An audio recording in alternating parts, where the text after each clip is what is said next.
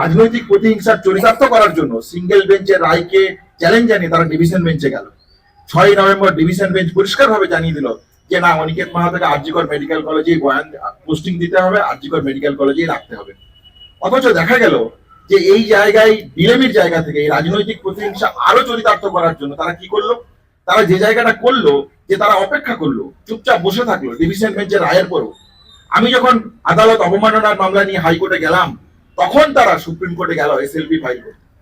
Supreme কোর্টের নির্দেশ দিল, পরিষ্কার নির্দেশ দিল যে না, এই অন্যায় হচ্ছে এবং 14 দিনের মধ্যে, সময়সীমার মধ্যে আমাকে পোস্টিং জয়েন করা, আমাকে পোস্টিং দেওয়া হোক আরজিকর মেডিকেল কলেজে। এই কথা পরিষ্কারভাবে সুপ্রিম কোর্ট জানালো।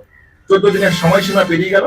আমরা যখন স্বাস্থ্য ভবনে এর জন্য জানতে চাইলাম যে আমার পোস্টিং কবে দেবেন, দেখা গেল সেই জায়গাতে যে জায়গাটাকে সামনে নিয়ে এলো সেটা হচ্ছে বাইরে 100 মিটার বাইরে পুলিশের ব্যারিকেড দাঁড় করিয়ে, পুলিশ লেলিয়ে দিয়ে আমাদেরকে দেখা তো, মানে পোস্টিং তো দূরের কথা, ডিএমই ডিএইচএস প্রিন্সিপাল সেক্রেটারির সাথে দেখা করার ন্যূনতম প্রয়োজনটুকু বোধ তারা করলেন না।